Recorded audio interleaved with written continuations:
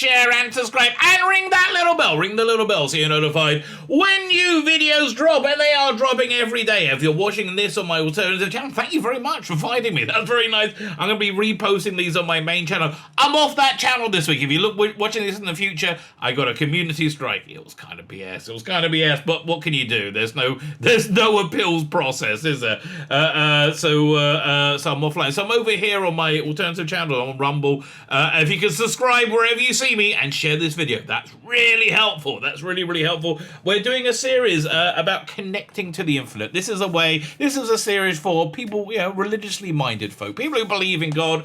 Honestly, I guess Judeo-Christian God, whatever God that, really, that you can conceive in, that takes your fancy. So yeah, we're in this series. It's a 50-day program to supercharge your connection to God, right? To absolutely take it to the next level. This is the best time of year to do such a thing. Actually, there's probably other best times as well, but this is a good time to do these things because we're in this 50-day period called Sevirata Omer, which used to be a very, very joyous time.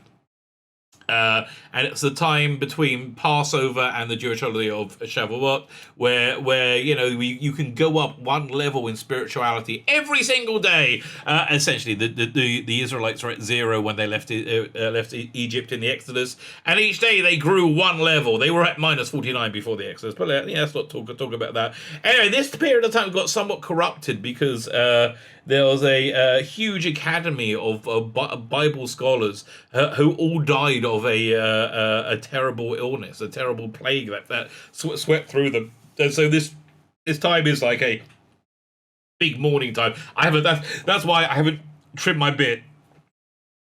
That and laziness. Those two things. But yeah, it's a Jewish mourning thing that you don't trim your beard until the 33rd day of this thing. So we got, what was this? Got another 22 days to go. Today we're on day 11, right? We're on day 11. We've got another 22 days to go before I can trim my hair. Why has this become a sad time? Well, we spoke badly about one another. And that's why we got this terrible decree. But I think times are changing. I think times are changing in general, which is one of the reasons that I'm doing this. But I think the times are indeed changing. And I think we should all I think it'd be great if we could take advantage of this like spiritually very, very rich time. So the basis of this program is this book, The 6 Constant Mitzvahs. So what is a mitzvah? It's a commandment. These are 6 commandments from the Bible, designed to give you a really, really complete connection to God. And I think it works for any peoples of faith. It's kind of like a work group. So the commandment that we're working on right now is faith in God. That's probably a good place to start. It's the first of the 10 commandments, faith in God. And we were talking about the mechanics yesterday, the mechanics of how God does anything, right? God wants us to put effort in. Wants us to put effort into something so he can give us something. But, so we work and we get paid, right? So if you look at it and at this world point of view, I got my job, I did my work, I got paid. If you look at it from a heavenly point of view, that you believed in God, right? And you believe that God provides sustenance and support. And God will always be there for you. But God requires that you put some effort in, right? Put some effort in. It's called a studlet in Judaism. Once you do that, God can release whatever. God wants you to have everything, right? God wants you to be super happy and have everything. The only reason it says no, normally it's not very good for you. That's probably the why. So anyway, so now we're on, as I said, day 11. We're this page 81. If you're reading at home, you can get this from Amazon. Used to be online. This whole thing used to be online. I think it's legit that it's not. What can you do? So we're saying, how much is studless? Listen, if we're saying God controls the universe and will do anything for you at the drop of a hat, right? And he's there for you. If that's what we're saying, like how much of this effort do you need to do? Do you need to go out and get a job, or do you need to buy a lottery ticket and sit back, right? What is a reasonable level of effort that God's wanting you to put in? Since the effort is a mere requirement but not the determining factor, one of the most difficult challenges that a person faces is how much effort to put in to sustain their family and how much to rely on God. Good point. Yeah, there's the constant struggle that I'm in. May a person buy a lottery? I say exactly what I said. May a person buy a lottery ticket as the effort, and then go to the study hall and learn the Bible, learn Bible study all day? Should a worker or a businessman put in extra hours so they have more money on hand for a rainy day, or should they spend those hours again in doing serving the good Lord in whatever way that's best for you, and rely on God to make sure make sure that He does not need the extra money? There is no definitive answer. It's true because it's constantly changing, always. It's changing because your factors in your life are constantly changing. That's essentially why. There's no definitive answer to these questions. Each person must determine the amount of effort he needs to put in based on the accurate assessment of his level of belief. Now, I think I got pretty high level of belief. I work pretty hard. Okay, I work pretty hard. I have a very, very strong work ethic, but I have a pretty good high level of belief. I think I'm teaching this class, aren't I? So fine. There's a story in the Talmud that talks about Rav Hanina's daughter. Jews light candles for Sabbath, and so the way I do it, and the way traditionally we didn't have candles, we used to make little cups and fill them with oil and put a little floating wick in there, and that's the way I do it. It looks nicer. It's pretty. Okay, they put them in the little glass cups. So his daughter, he was setting up the Sabbath candles. Instead of grabbing oil, she grabbed a vinegar, and he told her that the vinegar could burn. He said, "Oh, no, you know what? I think it's going to work out fine." Why? Because the person who commands the oil to burn or causes the flame can command vinegar to burn as well. I mean, what's the difference to God? I mean, I guess He's reshaping reality for you, but I think He probably does that all the time anyway. You ever seen the movie Dark City, where every night the circumstances of one's life is radically changed in this alien experiment? Very good. But anyway, that's how I kind of see God being able to manipulate reality. Indeed, the vinegar did burn. So why was Rav Hanania able to rely on a miracle? Why wasn't he engaged in more natural work? Pour away the vinegar and do it again. Okay. A debate I've always had is about. What's the word?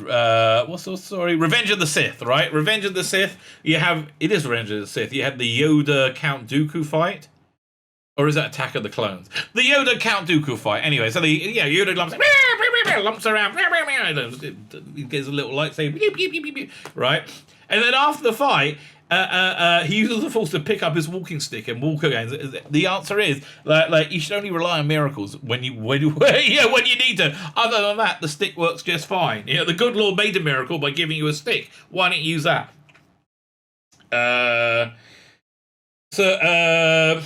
So why wasn't he required to engage in more naturalistic effort? And once he was relying on miracles, why didn't he just say, "Let there be light"? Yeah, I can just cue it out, and do that. Rav Hanina knew that as long as the person is here on earth, no matter how much faith he has, he must still follow the basic rules of nature. Ain't that the truth? On earth, only flammable substances will burn. A command is not enough. While we assume that the oil is naturally combustible and vinegar is not, Rav Hanania realized that we must consider nature is actually a series of miracles that God chooses to perform on a constant basis. Now, if you stop and think about this, it will blow your freaking mind, right? Let's look at this piece of paper, right? This piece of paper. I'm looking at it to see where I have to get up to. Tomorrow we're reviewing this whole commandment. Okay, fine. So what is this piece of paper? It's somebody chopped down wood pulp, wood pulped it, made it into paper, and then you put somebody got ink and they printed on it. But what is it really? It's a mass of atoms whizzing around each other, not connected in any way, but just deciding to stay together. It's mind-blowing. Like, when you stop and think about how we should be able to pass our hands through anything, because what makes us solid? Right? What makes these molecules bond together and not the molecules in the air or what? Like, what does that? God does that, because it's a constant miracle that God is doing. Although he knew that he performs miracles regularly, it was a miracle nonetheless. Rav Hanan knew that God could just as easily cause the vinegar to burn. Right, I guess that's a statement for the purity of his belief. The way he looked at the world was not the naturalistic cause and effect. It was God choosing to do this, God not choosing to do that. Are you allowed to mimic Rav Hanania? It depends. Normally not. But that's going to be my guess. No. It depends. If you are as certain as he was that oil has no more inherently combustible than vinegar, perhaps it would. Perhaps it won't work. However, if you have an iota of doubt in your heart as you strike the match to light the vinegar, you must know that. Whether God can cause it to burn. Attempting to light vinegar is a black and white case. Well, not really. No. Honestly, before I read this, I wouldn't know vinegar wasn't combustible. I really wouldn't. But maybe I'm just horribly ignorant. Where was it? Where am I? You must know that God can cause it to burn. Attempting like vinegar. Okay, blah blah blah. Well, that's what we read. Let's see. Attempting to lie. Well, I've totally lost my place. Right, I've totally lost my place. Attempting like vinegar is a black and white case. Most of us realize that we're not on Rav Hanina's level. I found where I am, thank God. Rav Hanina's level, and we need to engage in a more naturalistic form of effort in order to have light in our homes. Yes, I think that's fair enough. But I wonder, during a Messianic era, would we still need that? Will we see more of these sort of things? Because I think the awareness of God is just going to be so present that maybe that'd be nice. The question for audio folk is not whether to engage in natural effort, but where to draw the line. How do you determine how much effort to make and how much to rely on faith? Like, at what point are you denying faith? I think is the question, right? By taking an honest look at our emotions. If we have no doubt that your effort is enough, then you can rely on your belief and your faith for the rest. But if you're worried, then more effort might be necessary. So then we get a story from about Rabbi Shmuel Salant, who was the chief rabbi of Jerusalem in the 19th century. How many people were in Jerusalem? Jews. I mean, there's always been a unbroken chain of people living here, right? The people who settled Eretz Yisrael, the land of Israel at the time, accepted life of poverty, but did so happily in order to study the Bible, serve God in the Holy Land. Yeah, it's like, Jews back in like the 12th or 15th century, they would say they would like dream all their lives of being able to go to Jerusalem, which was an arid, horrible, desolate wasteland at the time, to be able to die there, to go to Israel to be able to die there in the Holy Land, right? And again, then it was awful. Now it's gorgeous. Now it's like lush countrysides everywhere. The people who accepted poverty, they serve to serve God and study the Bible. One of the primary benefactors of Yeshiva Eitz Chaim, one of the prime benefactors, what's this? Of living, I think Yeshiva Eitz Chaim, is that a school? I don't know, fine. We'll call him Mr. Gibber, was visiting, okay, fine. I got it. One of the primary benefactors of a rabbinical ceremony that was in America, or was in Europe at the time, we'll call Mr. Gibber. So he's a big macher, okay? I taught you a new Jewish word. He's a big macher on campus, right? So the big macher, was visiting Israel. We're calling him Mr. Gibber. He was not particularly devoted to the Bible or Bible study himself, but he had a warm place in his heart for Bible institutions, and administration of the rabbinical ceremony felt that a meeting with the chief rabbi of Jerusalem might cause him to become even more generous in the future. No, we're not going to pretend this is for his immortal soul. No. We're just going to say, we very much hope he'll give more money. Yeah, rise with a joke. Okay, rise with a joke. There's a rabbi collecting money for charity, and he doesn't look so nice, right? He doesn't look. He looks a bit of a schlump. He's got dirty clothes, and he's doing okay. He's collecting $1, $2 here and there with 50 cents. Then behind him, there's a priest, and the priest, he's dressed immaculately. Like absolutely immaculate, clean shoes, looks fantastic, and he's collecting as also he's getting 20s, he's getting 30s, a 50, a couple of hundreds. So this guy goes up. This guy goes up to the rabbi and says, "Listen, I don't want to tell you your business, but maybe you want you want to take a lesson from the priest over there. Look at him; he's dressed so nicely, and he's doing so much better." So the rabbi looks over at the priest and says, "Hey, Yankel, look who's trying to tell us our business." He didn't get the joke. That means they were both Jewish, and the priest was a conman.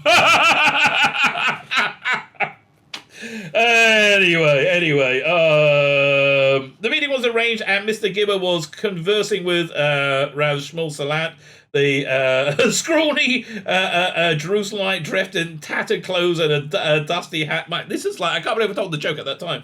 Rav Shmuel Salat turned to him and asked him only, "What would you like?" It said, while waiting for the dentist this morning, the man replied, "I thought of a novel approach to answer one of the questions from the big sage, Rabbi Akiva Eger." "Excuse me?" Rabbi Shimon said to Mr. I have to talk to this man. Wait, what's going on? Did I miss a paragraph? Okay, right. So we have the big marker. He's meeting the chief rabbi, right? To squeeze more money out of him. I want to be clear. We're keeping in all those elements of the story. The meeting was arranged as Mr. Gibber was conversing with Rabbi Shmuel. Okay, still with the chief rabbi, and a scrawny, dirty rabbi comes up to him and says, and he asked him, so the chief rabbi says, "What would you like?" So it's okay. He's had a big revelation on a biblical question, right? This Rabbi Akiva Eger commentary. Okay. So he says, "Excuse me, I gotta go and talk to what's the name of the guy in Peanuts who had all the dust around him? I don't want to call the rabbi Pigpen. Okay, so if that's his name, I can't do that. But you know what I mean. Okay, you know what I mean." They went off to a corner and spent 25 minutes discussing the matter. After the man left, Rabbi Slant returned to Mr. Gibber, who had been waiting impatiently at the table. He says, "I wonder," said Mr. Gibber, with annoyance apparent in his voice, "if you would see such a royal welcome extended to a mere beggar, if we would see such a royal welcome extended to a mere beggar back where I came from." He says, "Are you aware," replied Rabbi Slant, "that person who you've described as a beggar is an outstanding, extremely humble biblical scholar. I could not continue with our meeting while keeping such a great man waiting." The administrator, sensing Mr. Gibber was still perturbed by he should respect that, but okay. Still perturbed by the long way, and not satisfied with Rabbi Slant's explanation, tactfully brought the meeting to an end. As they walked away from Rav Slant's house in an awkward silence, the administrator began to worry that the years he spent developing the relationship was for naught. Okay, so he's been a big donor. He's a big marker. They try to make him a big marker. He might be a no marker at this point. Okay. We'll be for naught, and he had lost one of his most generous donors as a result of this disastrous meeting.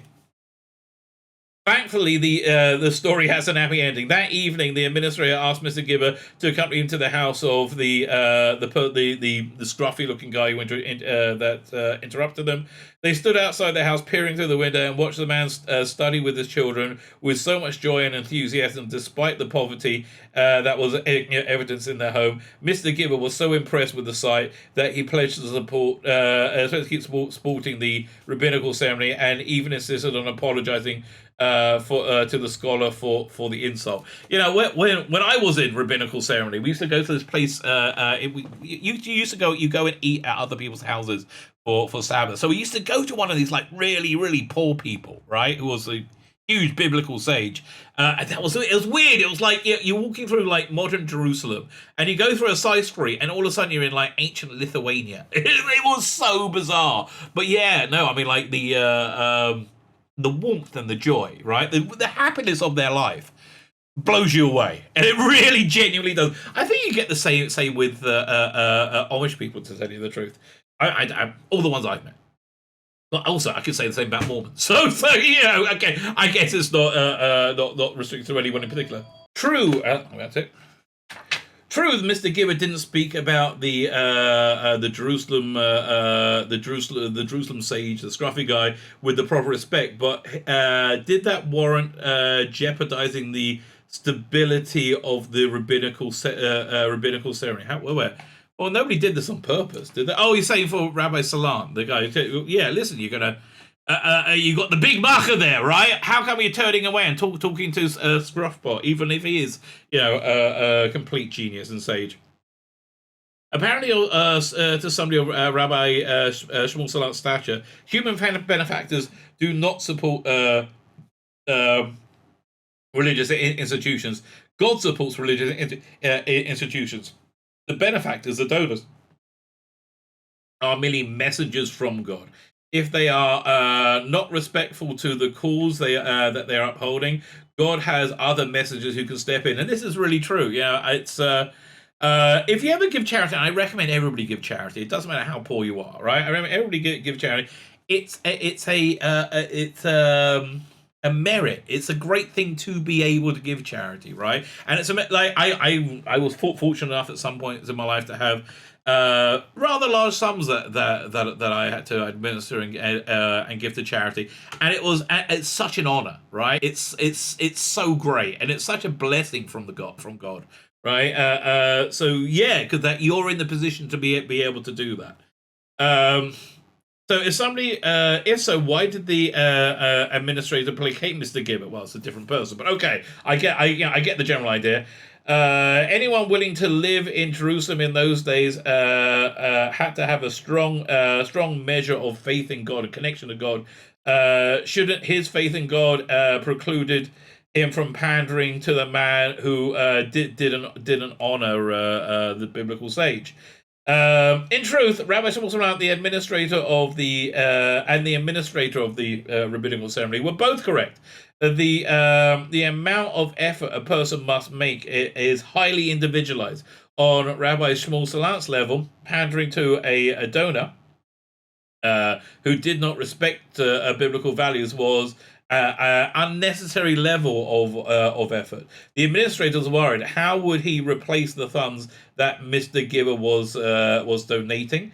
On a lower level of connection and belief in God, he was required to make effort to placate Mr. Gibber, so that they would continue to support the rabbinical ceremony. Bitachon is Bitachon. It's the connection, the connection to God. It's a Jewish word. Is complex. If the ultimate test of one's faith if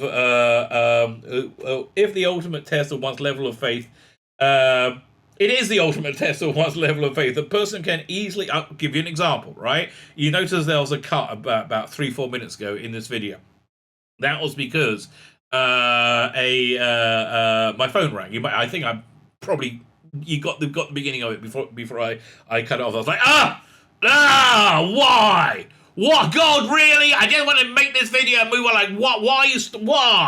Why, right? I was a bit pissy about it, right? I pick up the phone. It's this wonderful Rebbetzin, like a female rabbi who again, I have the incredible joy and merit of helping her bring her create her YouTube channel. And tonight and tomorrow is Holocaust Memorial Day, and she's going to America tonight, but she has this thing that she wants to post. So I'm really, you know what? I'm glad that she made. I had to stop. Right, I had to stop in the middle, make the edit, put this together. Why? Because and I was stupid not to trust in God. Right? I was like, I should have gone. Well, let's see what's going to happen now. Right? That's what I should have done. So it is the ultimate test of one's level of belief in God. A person can easily do themselves in thinking they're doing something because they have this connection, when in truth he's acting irresponsibly because he doesn't want because he does not have that level of trust. Don't start by working on this connection. First, work on placing God before you constantly. Internalize faith by evaluating your actions based on whether they will bring you and the world closer to purpose. Yeah, listen. A really good thing to always ask yourself is this beautiful in God's eyes? Right? It's really good. It's a great question to ask, right? Then work on prayer. Talk to God. Feel His presence at your side at all times. Finally, you'll be ready to manifest your absolute clarity in God's existence by demonstrating this complete connection, bitachon as we call it, in your actions. It might require painful sacrifice. It always does. Okay, always does. Nothing is free. It might require that you to act in a manner that others will consider irrational. Been there, done that. Ultimately, it turned out I was being irrational in the end. Ultimately, however, such sacrifice will enable you to keep advancing your levels of faith. Yes. Yeah, I agree wholeheartedly with all these things. Fine, so that was day 11 of our 50-day, 49-day really, 50-day program. Let me know, is this helpful for you guys? Because I honestly, if it's not, I'm going to still do it anyway. My name's Tzvi Lebetkin, the rabbi from another planet. Please like, share, and subscribe, and ring that little bell. Ring the little bell so you're notified when new videos drop.